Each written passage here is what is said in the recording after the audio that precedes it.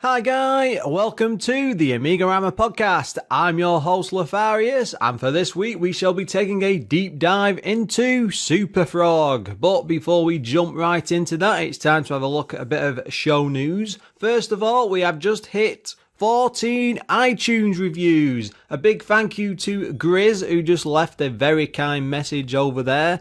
It's always something to be celebrated because it pushes up the iTunes rank and helps to get the show noticed. As you can probably tell, I'm always trying to get more Amiga fans on board and get the word out there as much as possible. So yeah, a huge thank you. And if you've not left one yet, please, for the love of God, go over to iTunes and leave me a review. Now, next up in the news was something I noticed recently called Uwol Quest for Money has just released. Now, back in 2009, the Mojon twins, I hope I'm pronouncing that correctly, released the homebrew platform Uwol on the ZX Spectrum. Now the game has resurfaced as an Amiga port by Icevan from Purple's Studios over on the Amiga. It looks a bit like the Monty Mole games of old, with upgraded graphics and lots of colour compared to the Spectrum version. I've not actually played this yet, but it is available for free, so there's no real excuse not to give it a go. And again, we should always support the Amiga community, especially when they go out of the way to make like homebrew titles and stuff for it, because it's just fantastic that people are still going back to the Amiga to this day. Oh, I should have said, of course, you need to play this on an Amiga with 1 meg of RAM, so you might struggle on a standard, well, you won't get it to work on a standard A500 unless you've got some sort of fancy upgrade. Go and have a look, it's well worth a download.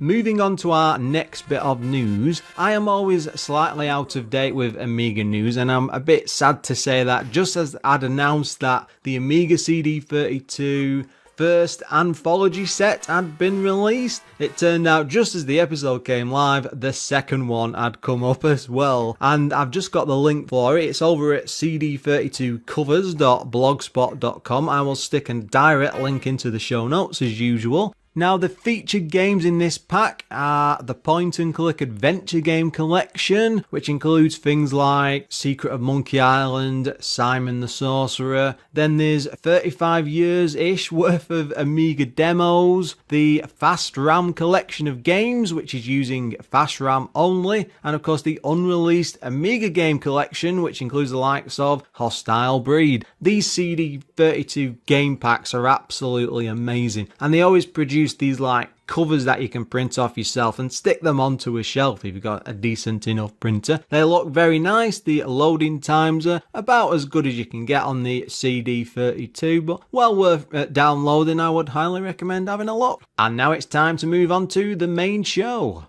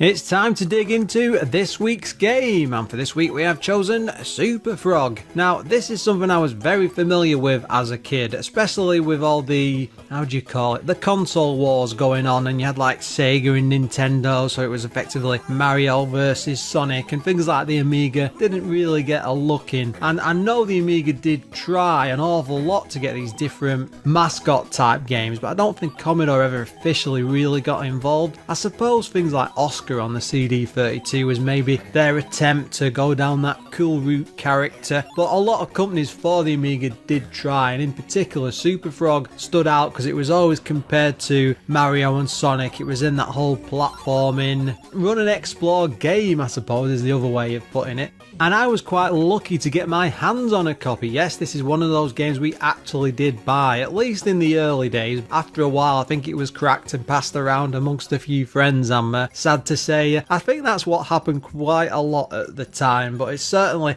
I was the one who owned the actual original, but I didn't really spend a lot of time to this. I think I maybe played it on and off, and I was too far gone with Super Mario World on the SNES. It had really taken off in my mind at this point, and I didn't feel that Superfrog was up there for that sort of a game. So it was interesting to come back many years later to try and play this properly and explore it as a game and just get some good distance between me and what the Amiga was actually about at the time and see it through today's eyes. It did have its problems, I can't say against that, and I do have a lot of memories and things that came back to me, but let's dig into it and see what it's like. Now, it was published by Team 17, I'm sure everybody knows who they are. They were also the developer. They did games like Alien Breed, all the Alien Breed series with all the spin-offs, Tower Assault, things like that. Things like Body Blows, Project X, Worms, Assassins, ATR, etc, etc. They did piles upon piles of really good Amiga games and were one of the biggest, I think, and the most, certainly the fondest of the games companies when people think back to the Amiga. And we did do Alien Breed some time ago. I think that was around about episode 42. That is going back several weeks, isn't it?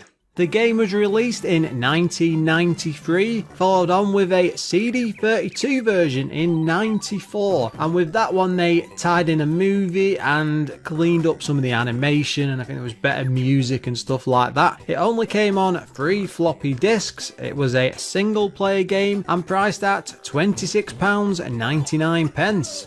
I tend not to bother with the US prices. I'm actually not sure if this came out over in America, but usually with the way inflation is, just add an extra $5 on top of what I've just quoted, because 9 times out of 10 they were only a little bit dearer. There wasn't that too much huge difference in prices. Now, it was coded by Andreas Tadic. He was also behind Alien Breeds, all the Alien Breeds, sorry, Full Contact, Miami Chase, I think that's based on the TV show, no, that's Miami Vice, I'm going off on one there, and Project X as well. The graphics were done by Eric W. Schwartz. I hope I've said that Schwartz, that reminds me, what's that Spaceballs movie? Let the Schwartz be with you. Sorry Eric if you're listening. Now, he did games like Moon Bases in 99, and also, I didn't know about this, but an AGA version of Superfrog that came out in 1999, and a little bit I've scribbled about it, he seems to come back and it's like a re-release and an improved version with much better graphics and touches around the edges. I'm gonna have to go and look that up. I should have done more than just take random notes. That actually sounds more interesting than the main game. There was someone else involved with the graphics, of course, Rico Holmes. He did all the Alien Breeds, Body Blows, Full Contact, Miami Chase again, and Project X. Worms, we covered Worms so many, I think that was episode 10, that was a very long time ago if you dare go back to that one, and Time Soldier, loads and loads, I think it was all the Team 17 games. Now the music was done by the infamous Alistair Brimble. He did music for Arcade Pool, ATR, Bubble and Squeak, Fantasy World, Dizzy, MiG-29, Falcon, Terminator 2 game, loads and loads of big, huge Amiga titles. There was a few people who were involved with Amiga music at the time, and Alistair was right up there at the top. And of course he did a recent release of, it's like an Amiga compilation album. I've not actually been able to get a copy of that, I'm sad to say, but you can get it in a digital download format, but that's not as fun to try and put on a shelf, is it? If you played Superfrog, one of the first things you'll notice is the Lucasade advertising that is plastered all over the game and throughout, and that's quite prolific. It's right in your face. It's like it's a power up. I think it's in the opening animation, or rather it isn't a bottle of Lucasade, it's just a brown bottle. Now originally it was meant to be this huge bottle of Newcastle Brown Ale, which is like a UK alcohol, is probably the best. It's a drink, and Jimmy Nail, who was a big actor at the time, was even going to be involved in doing some voice work for the actual game, and the deal fell through. They were desperate to include some sort of linking or an energy drink in a way to make the frog look like he was drinking something, a bit like Popeye and his spinach. So they settled on Lucasade, and a little deal was done, a licensing deal, and we ended up with Lucasade all over Superfrog. Lucasade later went on to appeal to people on the Tomb Raider game, because I think there was a huge marketing campaign done around that as well. So I don't know what it was about Lucasade, especially in the UK. They appeared in all sorts of off-market and weird offside brands and things. I mean, Tomb Raider I can sort of understand, but Superfrog seems a very, very odd one.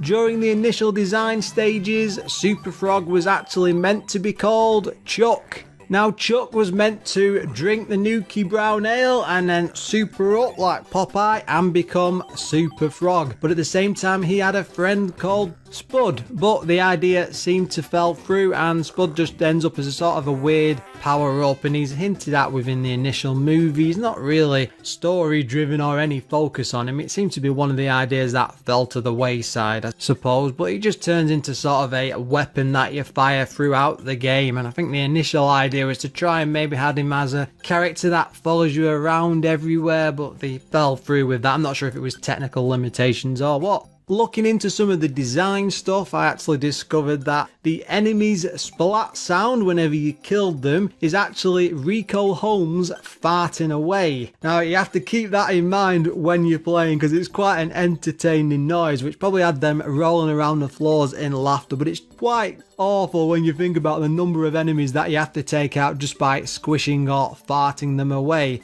And he was responsible for all of the stupid and very silly noises which are dotted throughout the game. Now, one thing I've not mentioned, when you first load the game up, you get to see this opening animation. It's almost like a cartoon, and it was all drawn and animated and then I think passed over to Amiga by Eric W. Schwartz, who created it in something called Fantavision, and then Andreas Tadic reused all of the art and recorded it onto a single floppy disk. There is a full version of this animation online. You can find it up in the usual places like YouTube, and it's all been edited together in a much better way. The original Amiga version, I think, was slowed down for things like frame rates and stuff, and the more powerful the system you had, the better it would run. So it's worth looking up online just to see how it actually turned out. Now, dotted throughout the game, you get loads of these green pipes, and I do remember thinking that this as a kid, this was a very strange thing to see, because it's obviously something related to Super Mario Brothers, and reading through some interviews, they did actually say it was a cheeky nod towards Mario, and the coins dotted throughout that you collect and use them to reach the exit, those were a sly nod to Sonic the Hedgehog. One thing you will notice when playing this game, especially for the first time, is just how smooth and fast it actually is. It's very comparable to Sonic the Hedgehog, and this was actually the main push behind the game. They wanted it to be as smooth as possible and free flow as much, with an incredible amount of time put into actually getting this just right. And reading through some of like the design interviews, they really put a ton of effort into getting that level of speed up there, which you just didn't see in this type of games, especially on the Amiga, because not many really went to the amount of lengths this just to show you just running along a platform. Probably something like Zool 1 and 2, which has got high speed character flying along, is up there or on par with this, but Superfrog really is something special just to look at, to see the character moving across at speed. Alistair Brimble, when he was designing the soundtrack, he actually made it fit around the game itself. He would look at the levels and the way they would play and what you were doing, and then try to match the tone and the way the music responds to things going on. And it's a very unique way, especially for the time, for a game to dig into and then be responsive. And they weren't just simple looming tracks, and they really do match each area perfectly. He also said that he wanted to mix the superhero style music found in the Superman movie with cute game music, and as you're listening to it, and we'll talk about it later, it is a very good match. It's almost up there, that exciting push and cheeky tone, and it really does stand out as being a superhero song. The game does have a lot of cheeky references to other Team 17 games, in particular things like level names. One of them is called Project F, which of course parodies Project X. And reading through some of the notes and designer comments, none of this game was actually planned in any sort of great detail. The team just got together, did what they felt was right. I believe they had a couple of weekends away. I mean, it's not something that really happens these days because games are just made by these huge teams, but in this case you had a group of friends and people who worked together just off in a house somewhere special, coming up with all these different ideas and bouncing things off one another, and you came up with something that was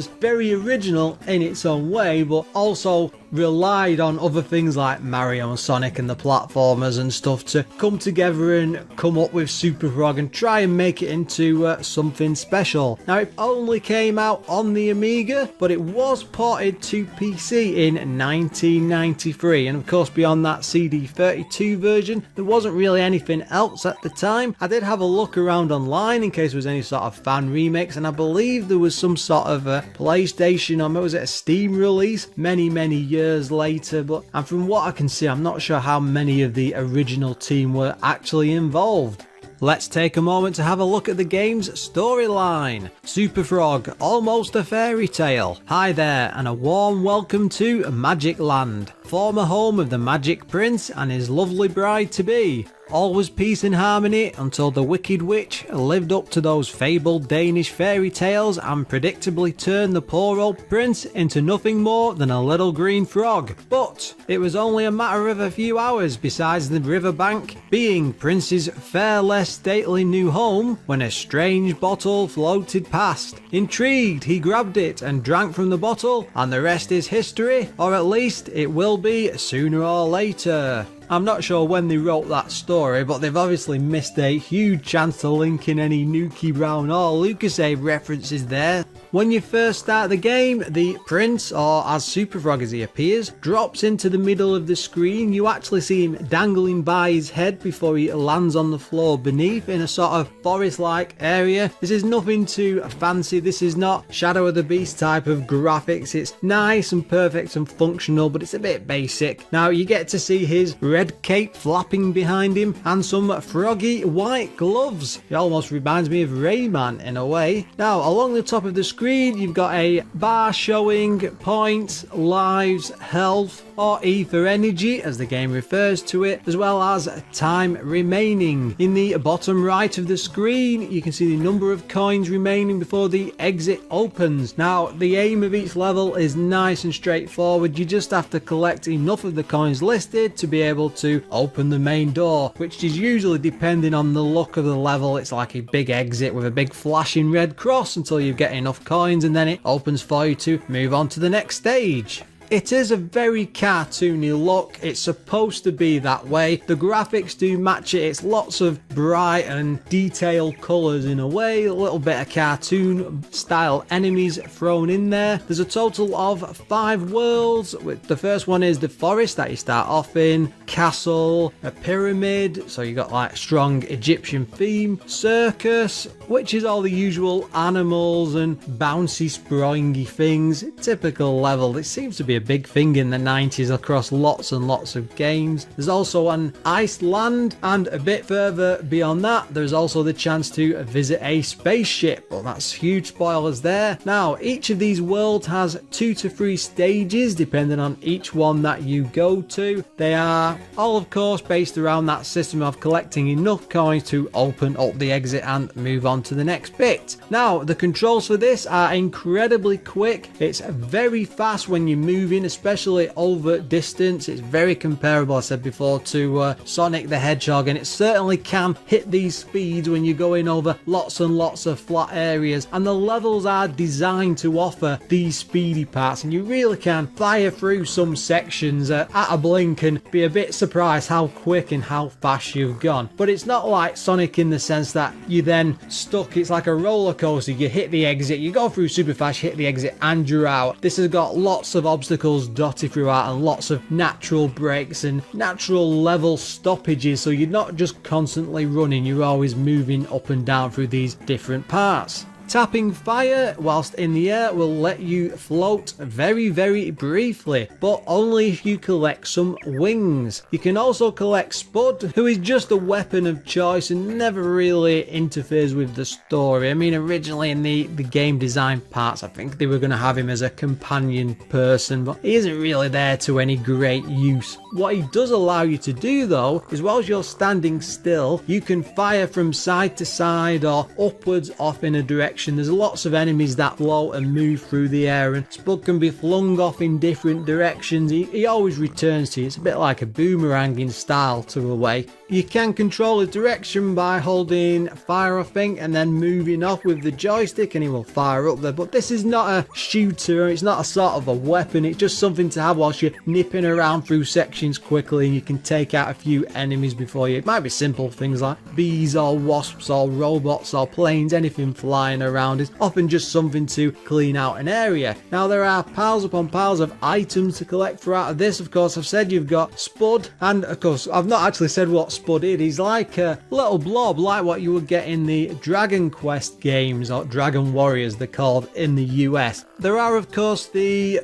pigeon wings, I don't know what else to call them. It doesn't let you fly like in Super Mario World, which is a shame because you've effectively got a cape. It just lets you hover through a section, and if you've jumped up real high, you want to reach something, you can bang the fire button really crazily, and then you can sort of float off in a direction, but it's all dependent on how quickly you press that button. There's also invisibility pills, where you pretty much disappear as a character, and all that's left there is these pair of eyeballs that are floating left to right. Of course, that's limited, and no enemy can hurt you. A speed pill, which makes you run even faster. It's effectively the speed boots from Sonic. A restart pill, which acts like a checkpoint. That's straightforward. Also, a bottle of Lucasade, which will refill your energy bar as you can take several hits. Now, this is quite a odd thing for a platformer because it does give you a lot of energy to survive with. There are a lot of instant death kill stuff that you can run into, and the energy bar doesn't do any good, but they're not as prevalent or as in your face as much as the actual enemies, so you can get through most sections easily enough that you don't lose too much enemy, and there's always a lot of these bottles of Lucasade dotting around,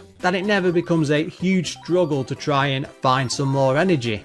You can also collect lots and lots of fruit, which are scattered throughout the levels. They also have a few items thrown in there like crowns and jewels, and I think there's golden staffs. All of this just adds to points. Sorry, the things like the fruit and the items, they can be gambled away at the end of every stage in a fruit machine, and that's a very odd thing to describe. This is effectively a bonus level in a way. It's not playable in the sense that you're bouncing up and down through a fruit machine. You just get to see like spinning wheels, and you press a button to haul, collect and gamble and stuff, and the more points you have and the more pieces of fruit, the better you will do and the more credits you'll get to get spins. You are aiming to earn points all the time to get extra lives, and the point behind the fruit machine is that you can use it to get level codes, lives, more points, which in turn end up with extra lives. I think it's 20,000 to get another one. It might be 200,000. I might be a bit off there. A lot of this though is all down to luck. It's very risky. You are not guaranteed to get prizes all the time, and it can be a huge risk to take this, because it's like, do I risk going out there to get an extra level code, or do I go for the extra life? You can cash dash out at any time and use it towards the final score of the level. It's not very deep or in depth, but it does add that extra bit of excitement in between the levels. It's very different to the main game, and it often forces you to go out of your way to start exploring the levels and collecting as much stuff as possible, because points mean prizes.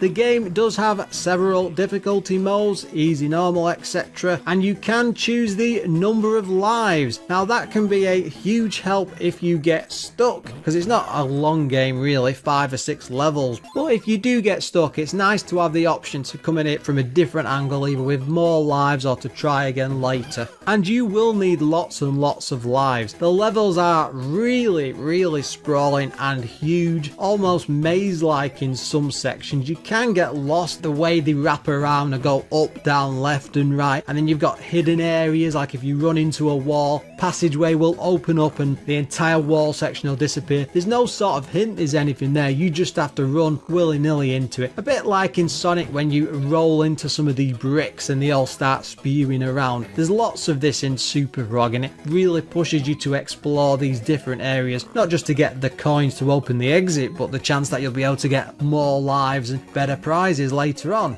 The amount of colours throughout the game are really impressive. There's not too much in there to make it sickly. It's very cartoony and cutesy, and it's pushing towards this over-the-top funny environment, and it's almost like an old cartoon, probably from the 40s or 50s, almost like Tom and Jerry in a way, with that sort of humour. No, there's not anyone bashing each other over the head. You're not fighting with Spud on and off all the time, but the way the graphics and the levels move, it's very cartoon-like, it's very humorous, and the graphics do match that brilliantly. Each world, of course, has lots and lots of differently defined enemies. Now, these can be things like in the first levels, it's nice and simple, like bees or wasps and hedgehogs crawling along the ground. I think that's a nod towards Sonic the Hedgehog there, because it's very slow. Just a hedgehog, what more can I say? Later on, you've got things like robots and planes throwing bombs, and my mind is just going blank now. Arrows in like the castle level to do with traps and things. Everything is very different. It's not like, say, in Super Mario Brothers, where you've just got the simple enemies that never change, like the Koopa Troopers throughout the entire game, or the Gumbas. There's a lot of difference in Superfrog, and they really have made the effort to make it appeal, and each level really does feel like something special. The one game that kept coming to mind whilst I was playing it was Bill's Tomato game, especially the way the enemies are and how it all reacts and looks and the size of things. It's very similar in the outlook, and I know that game in itself is a joke. You know, you're on a farm and you're a tomato bouncing around, but it's very cartoony and they share a very similar style, and I'm not sure, I don't think the same team worked on this, but when you look at the two games side by side, they are very close in the way they react and the way they look. Despite having so many enemies though, weirdly there are no enemy bosses. You've got lots of deadly spikes, traps, ramps, things being thrown at you constantly, and these huge levels. At the end of each one, it's literally just a matter of collect enough coins, move on to the next section. At the end of the game, you do get that surprise UFO level, which isn't hinted at as you're traveling through, which is nice because it does come with its own boss. But I didn't get that far, but even looking at that boss, it's not very challenging. You can complete it quite quickly, and I'm not entirely sure why they didn't go with more bosses throughout the game. The UFO design itself, it's very typical. It's spaceship, very similar in a design style to Lost Vikings and where they start off. It's that grey, it's dull, it's alien spaceship. You've seen all this before.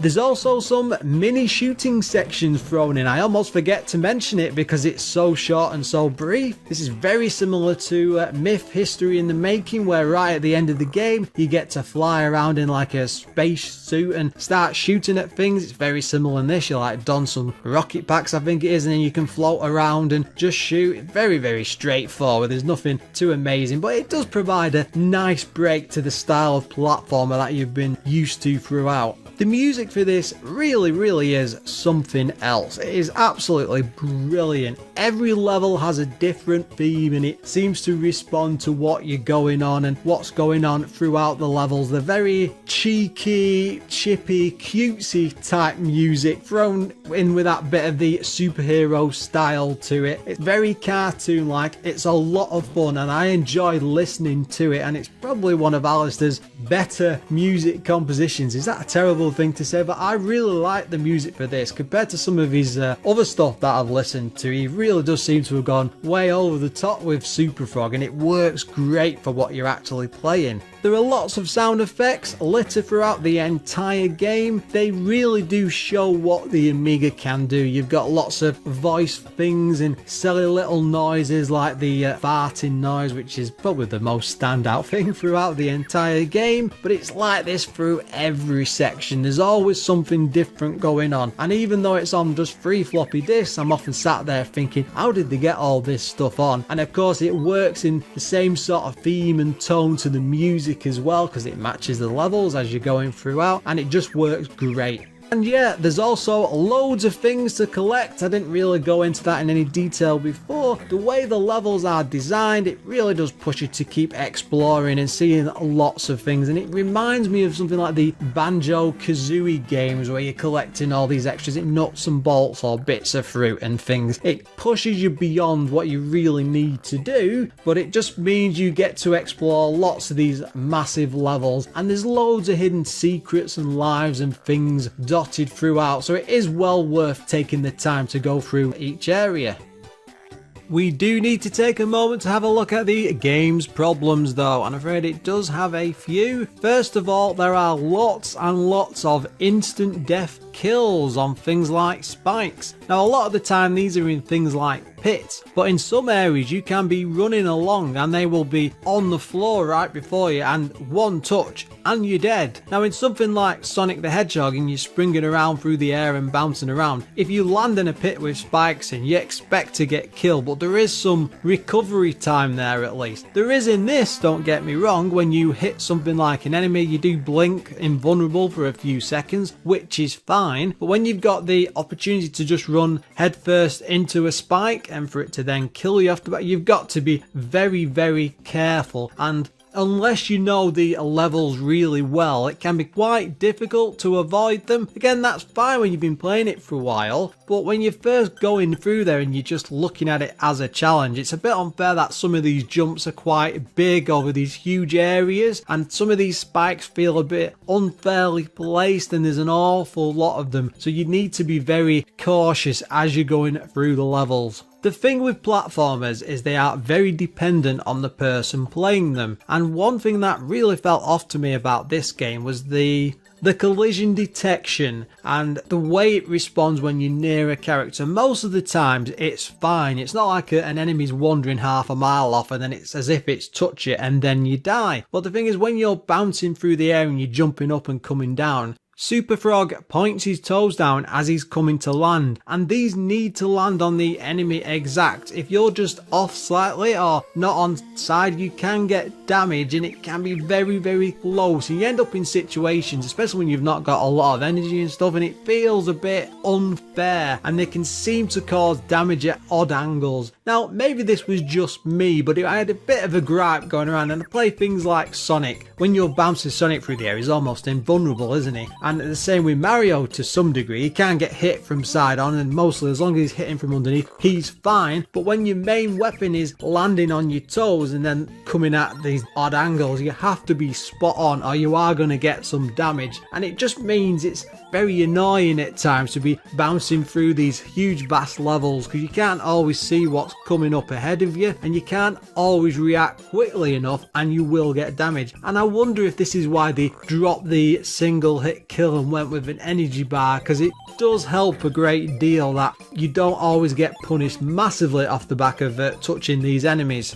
Now the next thing, and this is probably a personal preference, when you're speeding through this on just like you would with say Sonic and you're moving at high end, and the controls have to be perfect, they really need to be spot on, and for me it just didn't feel as though Superfrog handled sharply enough. Again, this is personal and the way I respond to it, and it was just the way I was feeling as I was moving with that control pad. It just felt ever so slightly off, and I just felt if I just had a little bit more control and it would just turn a bit more sharper. And maybe it's the fact that I didn't like the way you had to land on the enemies almost exact and on the spot. It did put me off a bit. The other issue I had, and it's the game's main weapon, which is Spud. Now, as I said before, he's in the form of a blob, and it's very, very fiddly to fire. It's not like with the fireballs in Mario where you can just keep banging fire and they go off in the right direction. It also doesn't let you duck and shoot. So it only goes off in a few directions, off at an angle or left and right and stuff, and you have to be aiming to do that properly. And it can be very, very tough and annoying because a lot of time you want to be moving quickly and responding to things, and you can't always do it. You might come running along to some enemies and you need to be able to stop and fire the weapon quickly enough, but it just isn't there. It doesn't have that speed or the reaction to do what you want it to do. And even on the very first levels where you're running around and you meet like the wasps or the bees and they're floating around, most of the time you'll end up jumping on their head. But there's a few sections with lots of spikes in.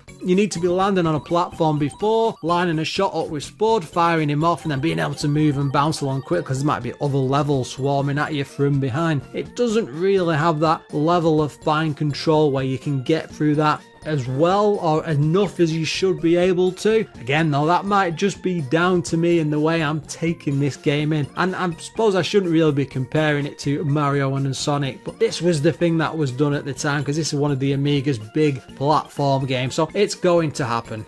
I've mentioned it time and time again, this game has some amazing speed in there, but at times he's far too quick. He moves way too over the top and fast. When you pick up some running speed, it's almost like the levels are just zooming by, and a lot of the jumps need to be pixel perfect, and you have to make these awful big line jumps to avoid spikes and things, a lot of which are an instant death kill, and it's too fast for its own good, and it can be a bit too frustrating. You can't just go racing through the levels. As much as it's pushing you towards doing that at times, it's very disappointing when you try and move through vast sections, because a lot of the time you're guessing at where you're going to land and there's not a lot of recovery time to get over it. Now thankfully they did put in it just occurred to me that's probably why they put in those wings and the ability to hover in the air, because you can turn around from a bit of speed quite quickly and start banging away on the fire button which will remove his momentum and he'll start floating along and stuff. I suppose that's just a form of correcting that to some degree, but you can tell that it's just off and it's not all the way there.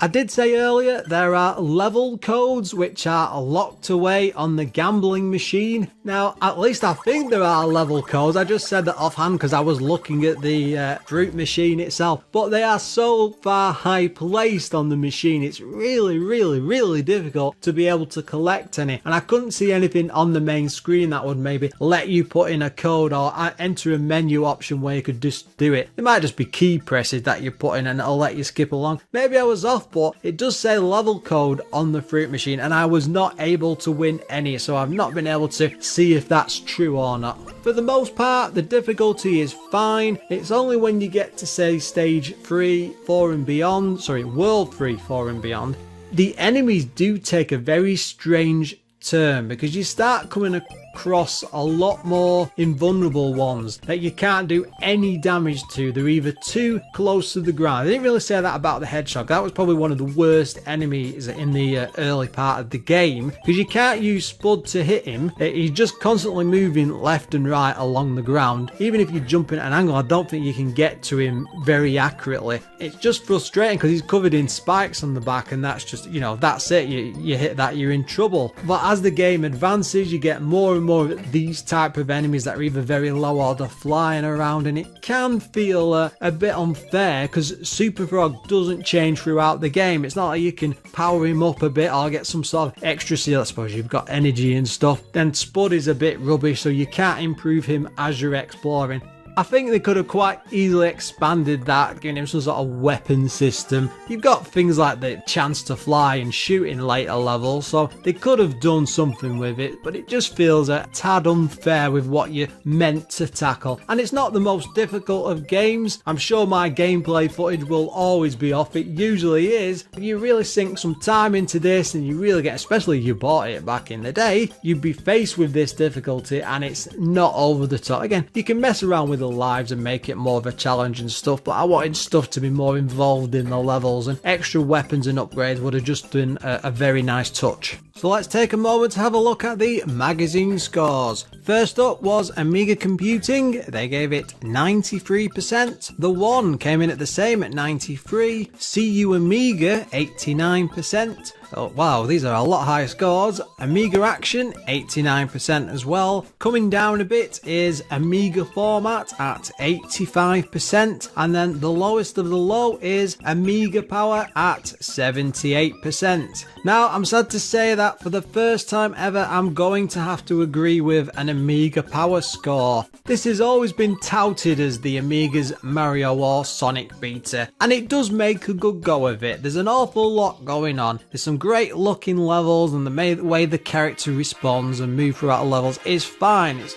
just as it should be, I suppose, but for me playing this, it was very Marmite. You're either gonna like it or not, and even though it's classed as one of the system's best platformers, it does seem to have all the right ingredients, everything's there within its grasp, but for me it just misses the mark. And I think it's just the simple things like the way it controls, it's just not there, it's not sharp enough. I didn't like the way that you need to be too correct when you're landing on the enemies. You need much better responsive to that, and it's the same with the weapon fire as well, because I didn't get on with it. It's very fiddly, it's not as great I don't think as it should be, and there's a few enemies where you can't use it at all, and I got a bit frustrated thinking if I could just scoot that along the floor or duck and shoot. I like the fact that you can shoot, you can't like duck and then crawl say, but if you're coming up with something like a hedgehog or something moving along the floor, it'd be nice to just knock them out immediately and make some effort. You can in some instances go to platforms at the side and be a bit lower down and start jumping up and down like crazy and firing spud in front, which can sometimes take them out. If you're on a big long flat section, that's not always. I just didn't have a lot of fun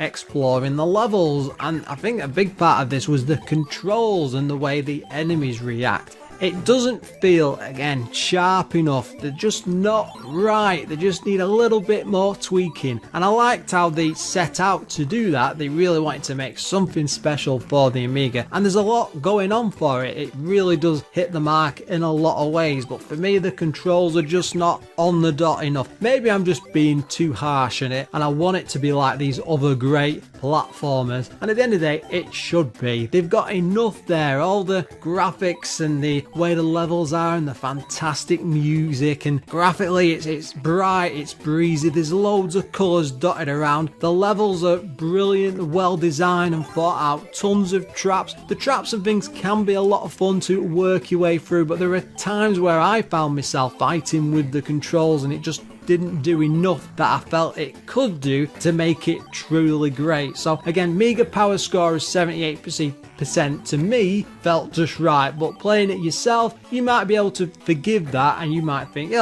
be a bit more fairer. This is an 80 to 90% game easily. I really did love the fact that this is stuffed to the brim with secrets. There's so many sections to open up and you won't find all of them on your first time through, and it does offer a lot of replay value because you can really just fly through the levels, get the coins you need and then move on with the minimum amount of points. But it's always fun to start stretching out a bit and exploring the levels and finding all these hidden sections, and a lot of these areas where they wrap around themselves and they almost go in circles and like up, down, left and right and back, right. It's very clever the way the levels are all laid out, and there are times where you'll be looking at a different section thinking, I've been sort of up there but I've not got close enough to see this area, I can just see beyond this wall, and it has that drive to make you want to go back and explore it properly. So again, that's something else it nails perfectly. I will say the opening movie is stunning. The animation and that, especially for an Amiga, and the style of it, compared to modern stuff today, it's nothing amazing, it's nothing great, but this is the Amiga. It just wasn't doing this sort of thing. Maybe in demo discs if you were lucky, and to have this as an opening on a single disc really is a lot of fun. And it's funny as well, it's entertaining, it's almost like 50s 60s cartoon, that sort of Hanna-Barbera almost animation. Is that the, no, maybe what am I thinking of? What's the Warner Brothers stuff? Whatever Bugs Bunny is, what am I going on about? Well, now Bugs Bunny. Again, it's that sort of humour though, and the animation had a lot going for it, and I really liked it, and the fact it had music playing as well. It was a great animation. It really showed off what the Amiga could do, and it's just a shame that like this didn't end up on something like the Mega Drive or the Super Nintendo, because I'm sure they could have had quite a good go at putting that animation at the front of the game.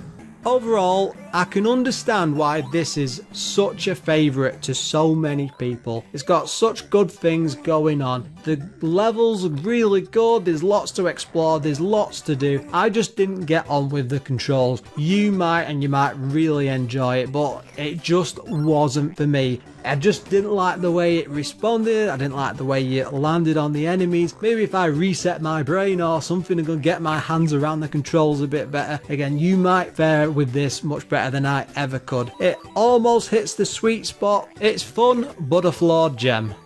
And sadly, that's about it for this week's show. As always, if you want to comment on anything you've heard or even just drop me a line, you can come along to AMIGArama.com or email me on lefarius@AMIGArama.com, or even better, go along to the Facebook page on facebook.com/AMIGArama. I'm also on Twitter and very active on there, which is @AMIGAramaPod. And of course, I have to send out a huge thank you to all of the show's Patreon supporters. A lot of this would not be possible without their help, and they are Adam Bradley, Darren Coles, Figgy CTZ, Graham Vebke, Glenn Milford from Casual Retro Gamer, Jason Warnes, O'Brien's Retro and Vintage, who also has a website, Retro Ravi, Richard Legg, Sneff and Treble.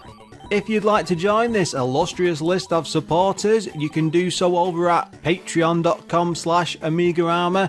And of course, there's a few benefits included in that, like a week early showing of the show, show notes, stuff like that. And it's time to say, until next time, guys.